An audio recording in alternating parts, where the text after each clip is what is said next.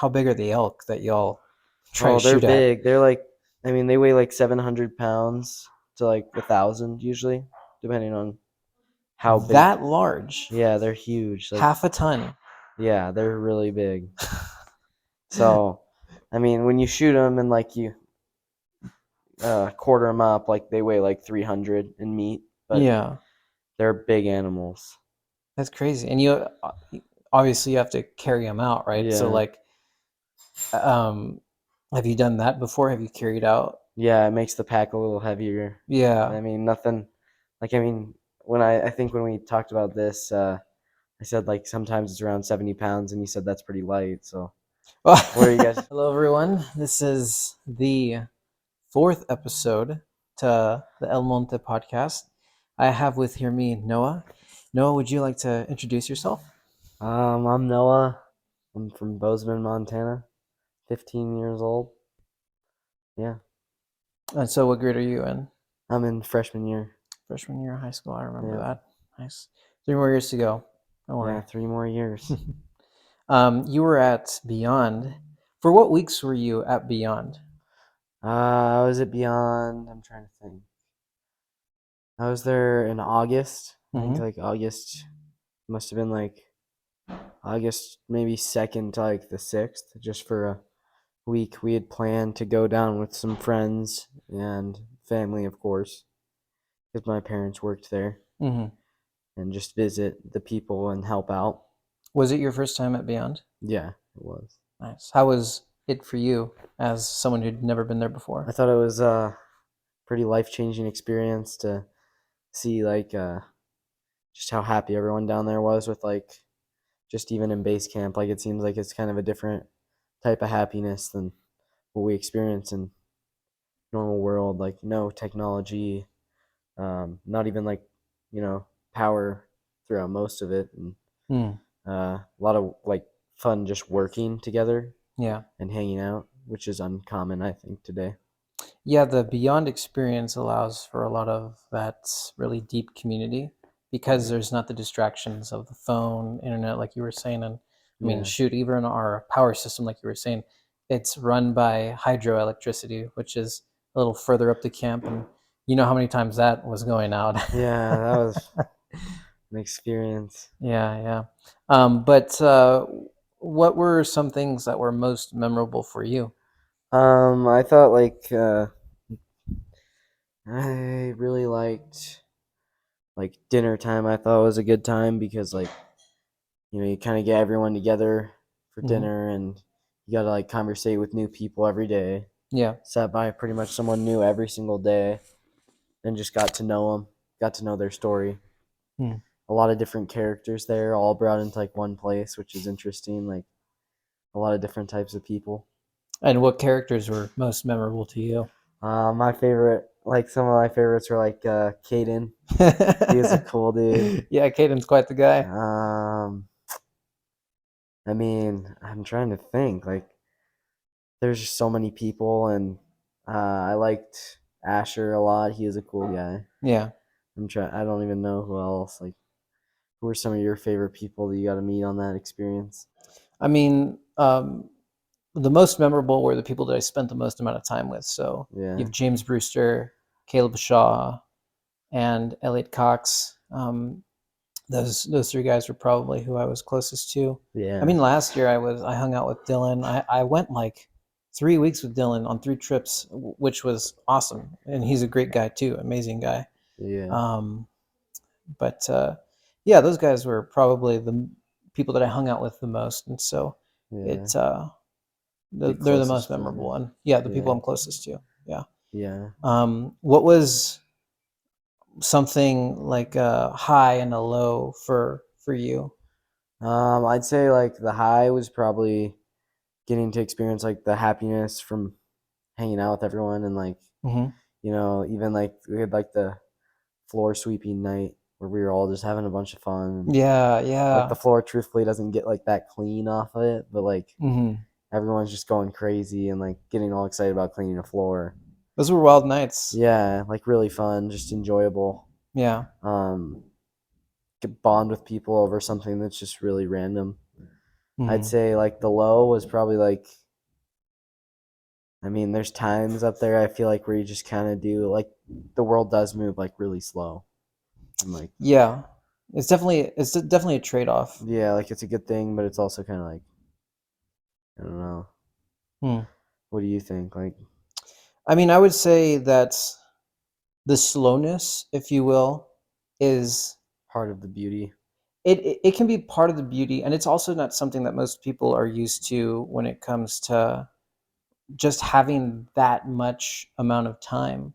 I mean, there were many times where I'm thinking to myself, like, I have a lot of time. I have quite a bit of time on my hand to like do stuff. And I was kind of sitting there thinking, what do I do in for these next 30 minutes, this next hour? Like, I don't have my phone on me. I'm not on my computer. Yeah. And I mean, shoot, there was a workout station. There was hanging out with people. They were playing Yeah. games. We had a bunch of board games. Connect Four. What was that one game with the cards that people was playing a lot? Cards. I can't remember. I know what But you're talking about. Yeah. yeah, but I mean, they had Catan. I'd played in Catan once last year. That's a great game. Yeah. But yeah, there's a lot of time, and what you do with that time and your perspective towards it will kind of determine whether or not things can seem really boring or things can seem really fun, and you have a lot of things to do. So that's how I would, uh, that's how I view the time that we had there. But but yeah, um, I mean, you only had a week, right? Us Yeah. guides had and base camp staff had 3 months, so it's a lot of time. So Yeah. coming back, um, you said you here in Bozeman, you're born and raised. Yeah. I was born and raised here. Yeah. Haven't been anywhere else. And Lived anywhere else. tell us a little bit about your town. Um, I mean, it's pretty chill. Like Bozeman. It's not like a super high population. We're probably right around like 55,000 ish, and Yeah. um, for fun, you just kind of like you ski, bike, all that. Hmm. And so, what are some of the cool places around here that surround Bozeman? Um, Big Sky in particular, like it's a good place to go and enjoy the outdoors. It's kind of similar to Beyond in the way that like most of the fun you're gonna have is outdoors. Like Hmm. you're not gonna go in somewhere like and just watch movies or whatever, or play Yeah. around. So And how often do you shop. go outside and do stuff outside? I go outside a lot. Like that. I mean, during the summer, that's kind of like how we enjoy what we do. Hmm. I mean, go and wake surf behind a boat, play soccer, Mm. all of the above, skiing. So Mm. yeah, it's just the main way to enjoy yourself here. Yeah. And the mountains are beautiful Yeah, out they're here. really They're beautiful. There, you just have them in almost every direction. It's awesome. And Yellowstone Yeah, is how far away from here? Yellowstone's probably like an hour and a half at most away from here, so Yeah. not far at all. Mm. Which is also one of the most beautiful places on earth. Some would say. Yeah, I've been to I haven't been to Yellowstone. Been to Yosemite, which is also not it's not that far away from here either, I believe. But Yellowstone is definitely a place I would love to visit. Unfortunately, it's getting close to the wintertime here, and I don't know if they're closed or whatnot, or they close for the season. Um, but Yeah, but I bet it's just gorgeous out here. Even with the small amount of time that I've been here, it's been pretty cool. yeah, it's awesome. I mean, growing up in Texas, though, like, what do you guys do for fun there compared to? Well, in the area that I grew up in, we you can do surfing Oh yeah, by the beach. Honestly, the beach, South Padre Island by San Benito, Texas, is probably one of the most iconic places in Texas.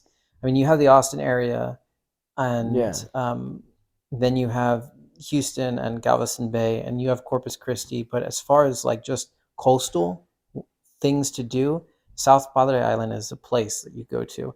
Everyone from Texas goes down to South Padre Island during spring break, and a lot of people from outside of the state also go there. So it's a really awesome place to go to.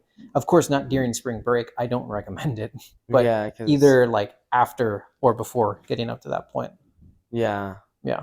And Uh, I mean, gosh, what else? In our area, geographically wise, there's not mountains. It's flat land. It's a lot of bush and monte and yeah. um, not the forest monte, more of the kind of small bushes kind of thing. Yeah, for sure. Um, but I mean, they have fishing, they have hunting. Hunting's really big there. Yeah. Dove hunting, did that for a while with my father. That's fun. Yeah, I've heard dove hunting's really fun actually. Yeah. We do a lot of hunting down here, but it's more big game. Yeah. I mean, shoot, I was looking at the elk and all the skulls y'all have around the house. I mean, Yeah. how often do you go hunting with your dad? We probably go like I'd say weekly during the fall, like Hmm. every weekend. It's just kind of I mean, there's nothing else here to do in the fall, I'd say. And Yeah. it's really fun actually just to be on the mountains. It's kind of like you get that same type of solitude I feel like that Beyond kind of gives you, Hmm. where you're just like, it's your choice if you want to, your phone probably doesn't have service where you are, so Yeah. you can kind of leave that worry behind, and if you if you'll let it, and just enjoy the mountains, God's creation. Yeah. How long is the hunting season open for elk? It goes about like September to December, Hmm. almost like December 1st, basically. Yeah. Uh, it's divided between archery and rifle, and lots of guys don't do archery and just rifle. So it's more like for me, like this season, it was more like just a little under like 2 months. Hmm. But for my dad, like he's been going for like almost four now, as Nice. far as like 4 years? or 4 months, like Oh, three 4 months. months ish since like the start of September, end of August to keep. Okay. Yeah. Yeah, yeah, yeah. And how, I mean, how big are the elk that y'all try to Oh, they're shoot at? big. They're like, I mean, they weigh like 700 pounds to like 1,000 usually, depending on how big. That large? Yeah, they're huge. Like, Half a ton. yeah, they're really big. So, I mean, when you shoot them and like you quarter them up, like they weigh like 300 in meat, but Yeah, they're big animals.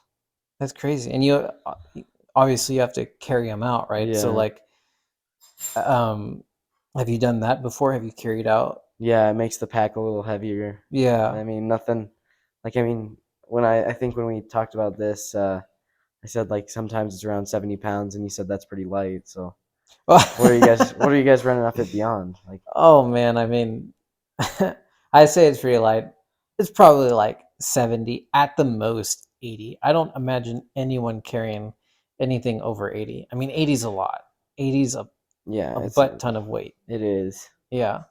Um, I mean, especially since you're just going vertical up those mountains, Hmm. it's a lot of weight just to be going up, up, up. Yeah. Is it kind of is the terrain kind of like that here? Is it a lot of like elevation gain, or is it Oh yeah. more? It's like it's not spread out at all. Like you just like it's straight up, straight down, pretty much. Wow. Like it's hard hiking. I'd say Yeah. you're really tired by the end of the day after doing a decent like depending on 10-mile loop maybe. So a lot of hiking. Hmm. I was just in base camp when I was at Beyond, so I don't actually know much about like the tours. But Mm. is it like mostly climbing or mostly hiking? Would you say like because I know Uh, there's climbing involved with it. for From sure, and like scrambling, there's definitely a few scramble spots that you yeah, have to get up on. But I would say hiking in the mountaineer sense, not hiking. Uh, I don't know if you've ever been to Colorado. yeah, like Um, not like hiking a trail or yeah, yeah, and like it's kind of gradual. It's real gradual for a lot of the mountains, part of mountains that you do. yeah, Um, but you know the difference, right? From yeah, really quick elevation gain to really sporadic yeah, elevation gain. I mean, most of our routes go up pretty quickly. mm-hmm, And so, I mean, if you do a lot of the hunting with your father, where you're just going up and down that, I'm sure you'd actually probably take it really well going yeah. on a trip out there. I'd like to. Yeah. It's one of the goals in the next few years is to get up there. Is there a route in mind that you've heard of that you've wanted to go on, or? I can't remember any in like particular, but what would you say is your favorite? Well, shoot. The route that I'm most familiar with is JJ. Okay. I did that 7 times over the course of 2 years, and um, you do roughly around 4 trips every summer. Okay. So I did it 7 times In 2 summers. in 2 summers. So that's like, oh dang. I'm very familiar with that So route. that could basically be almost like the only route you've done. Pretty much, yeah. And Yeah. I've done back to backs. I've gone on different Okay. routes. I've done scouting. I've done recon, is what they call it. Although I think Yeah, I've heard of recon. they changed the name of that. But I reconned Frank, and then actually reconned Zion. And Zion was the route that I wanted to do the most. I've So heard that one's pretty sweet. that one has a gradual start at first, and so it's kind of like this, and then it goes up, and then it goes like this again, and then it kind of goes down pretty quickly after that. But Zion's a beast. Yeah. Zion is our longest route, and that was one that when I reconned it, we only got up to halfway because we had to do a medical evac. Oh, One okay. of our guides, his knees was just getting torn up, and Yeah. so we had to take him back down. But JJ is a beautiful route. I mean, it's has basically it's an all around route. It has good hiking, mountain climbing, scrambling. It has awesome glacial pools and Yeah. has potential for a rappel, which is also awesome. Has a Yeah. great peak, glacier crossing. So it's basically kind of the all arounder for the in comparison to the other routes that we have. Mhm. However, there are other routes that can probably have a little bit more of this or something Yeah. else. But I mean, shoot, JJ is a good starter, I would Yeah. say. Yeah. Yeah. So like with you were talking about evac, like, and when I was up there, we saw someone he had to get helicoptered off the mountain. How often do you see that where you have to, maybe have someone helicoptered back down to I'm base camp or? yeah. Helicopter back down. Honestly, I have only seen it twice. Once this year and once last year. It doesn't happen too often, I would say, but there are people that are evac'd off the mountain. I want to say every year there's at least one. Mhm. Of course, I've only been there 2 years, so Yeah, and you've seen in one each year. yeah, in the 35 years that Beyond has been open, and somebody fact check on me on that if it's been open for 35 years, but I think it's around that time frame. I think if not every year, maybe every other year, there's Mhm. an evac. Helicopter evac, that's probably more spaced out. Yeah, but you had two helicopter evacs in the last 2 years? Yeah, so one last Okay. year, one this year. Yeah, Yeah, and that's all the evacs you've seen? yeah. Um, I was actually part of an evac. Um, On well, on one of your tours there was an evac? yeah. One of our guest guides that was with us, we were going down. Oh my gosh, I better not forget this. Uh, Home stretch. That's what it was called, Okay. and it's not home HOME. It's HOLM. Okay. Home stretch. Yeah. So don't. It's funny, but when we tell people, "Hey, we're going up home stretch," they think it's towards the end. Yeah, It's they think you're on not. the way. Yeah, it's like, It's not. Anyways, we were going down that route, and it's just vertical. yeah. It's insane, just how vertical it is when you're going up and down it. But one of the guest guides was coming down, and he slipped on a root with his foot, put his hand back to catch himself, and slit his Oh, underside shoot. thumb on a root, and so it left a gash about this big, and you could see the muscle fibers in the cut. And I was like, oh my gosh, like that's going to require stitches. Yeah. And so kind of patched him up, put some.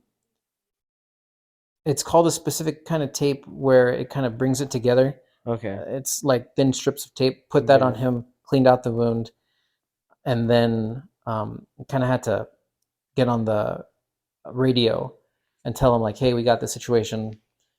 We're we want to send him down. It's probably going to have to get stitches. What do you all think?" And then And then we kind of go back and forth, and then they say, "Yeah, we'll bring him down." yeah. And so that's what happened.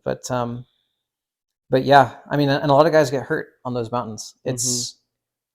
it's a huge undertaking to go up those mountains.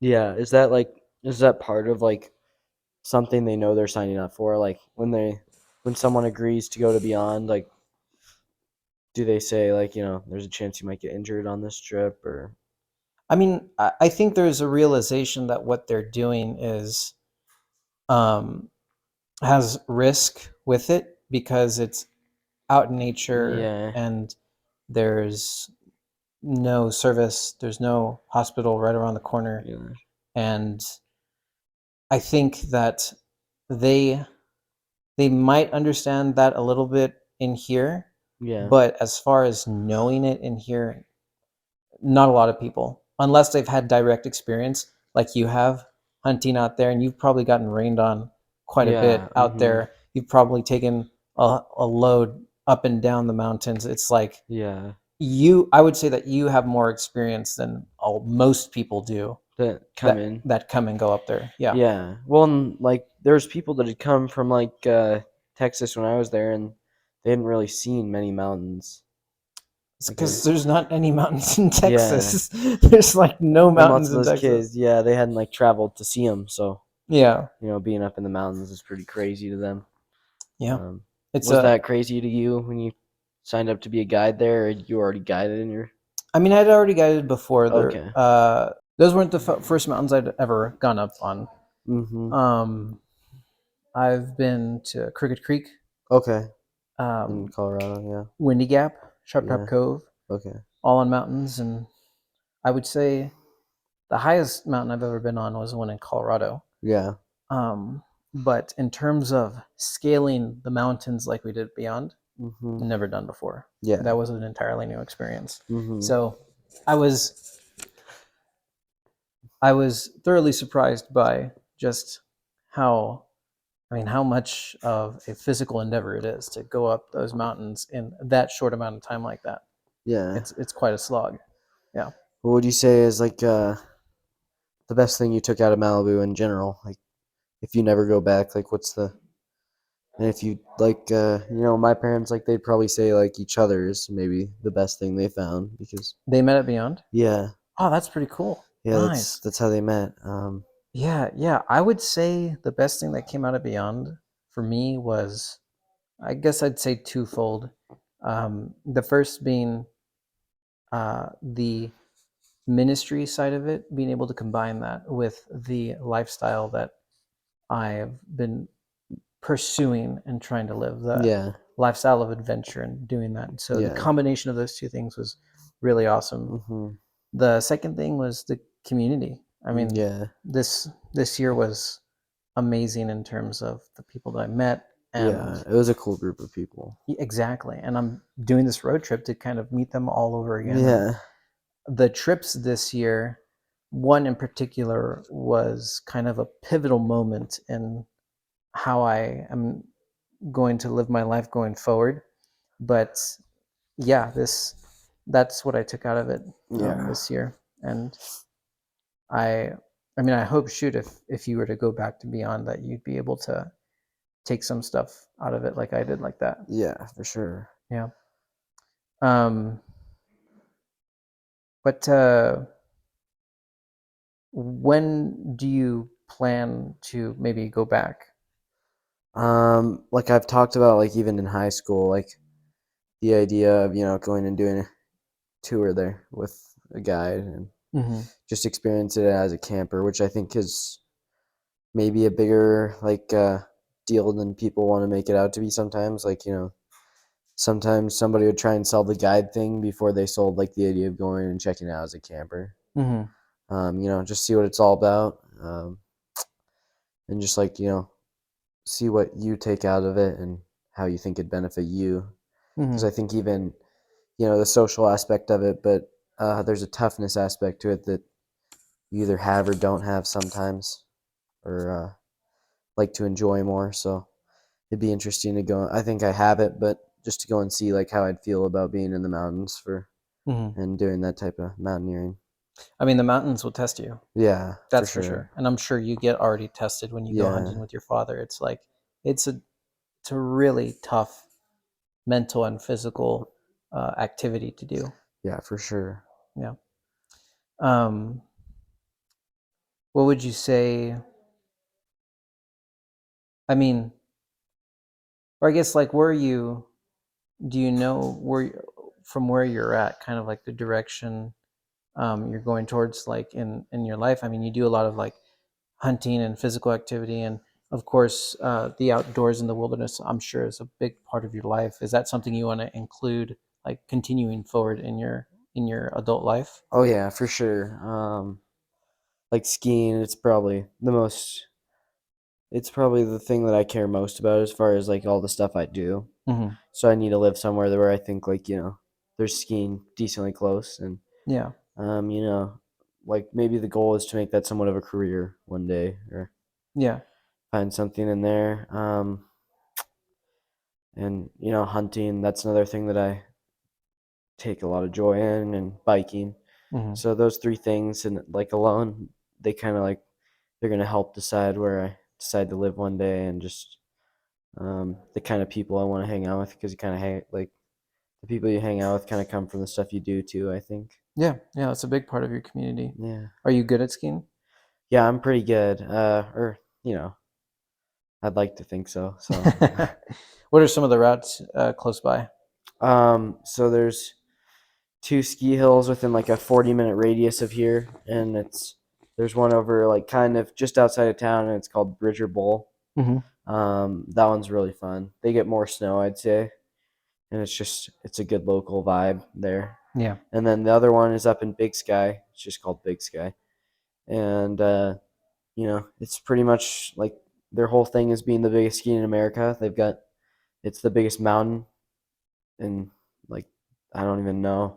It's huge, probably in Yeah. America, and It's a big resort. It's a big ski resort out yeah, there. yeah. So I think it is the biggest resort in Montana. I mean, in U.S. as of now. Yeah.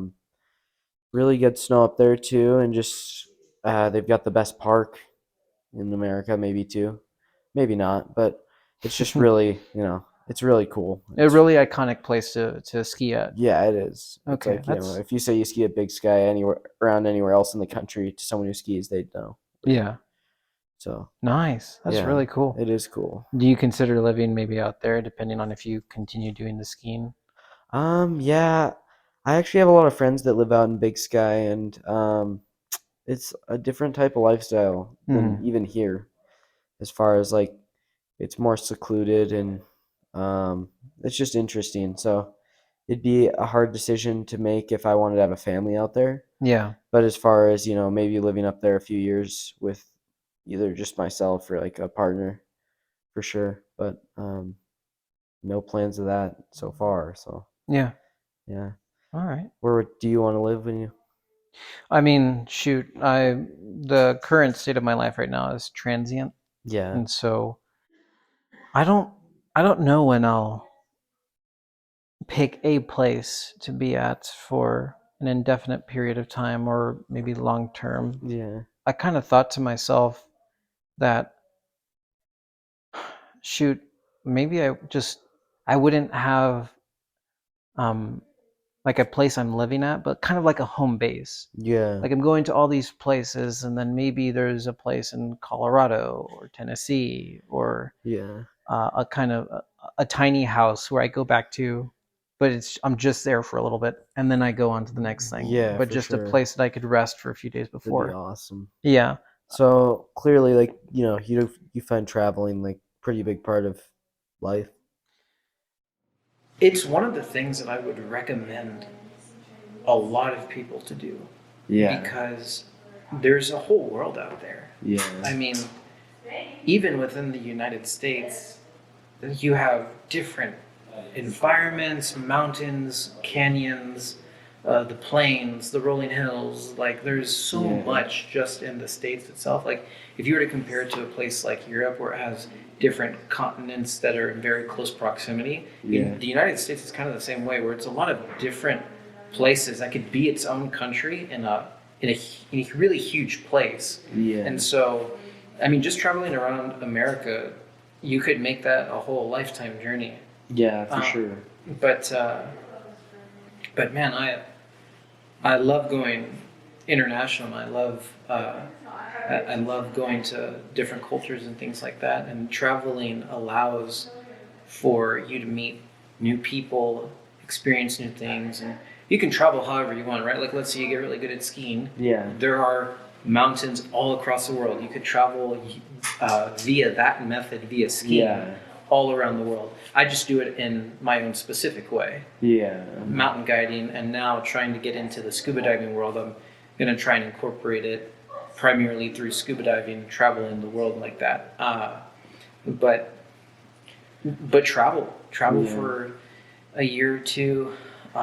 You'll build really cool relationships with different kinds of people, Yeah. and you'll learn a lot about yourself and a lot that life has to teach you that would be harder to learn and you might not be exposed to if you were to stay in one place. So for sure travel. Yeah. Yeah. Is there maybe a place that you would like are thinking of specifically that you might like to go to? I mean, Japan would probably be. That's my number 2. Yeah, I think it's like I would like to go down there during the winter when because they have really good skiing actually too. But Yeah.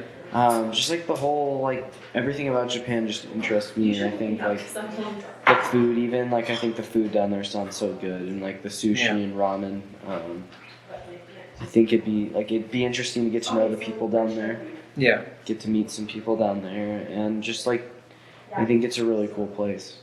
Yeah, the food is one of the reasons why I would like to be down. The culture, just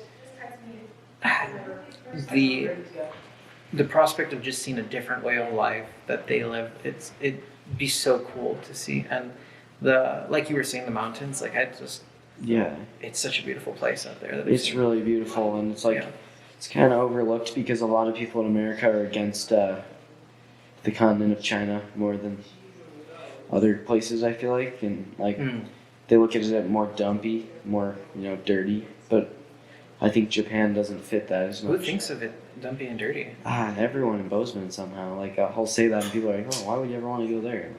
Or the people that you've talked to that you've mentioned. Yeah, just interesting. I've heard a lot of people say that, and I'm like, I mean, there's parts. Yeah. Not to say that there aren't parts of Japan, but that's like in every country. There's parts of everywhere. I mean, like you can go to America and find some dirty parts easily. Yeah, I mean, you gotta take what is given to you, both the good and the bad. And in Japan, there are a lot of great things, and there also might be a couple bad things, or maybe even some bad things where you're like, oh yeah, I didn't know that. But that experience, that exposure, that's part of travel. Exactly, and that's why I encourage that. It's like go out there and learn for yourself. It's like people will tell you these things, but go out there and know it in here, not just in here. Yeah. And everyone has their own opinion on anything, so go to a place and someone might hate it and you might love it. Yeah. So it really does interest me, the idea of going to Japan. What's your number 1? Would you say? New Zealand. New Zealand. Oh, that place is so beautiful. That'd be on the list too. Yeah. But I know some people that lived down that way. Do you? I knew some people that lived in Australia that was pretty close to New Zealand. Like they were not far off. Yeah. They travel there a lot, and they said it was the most beautiful place.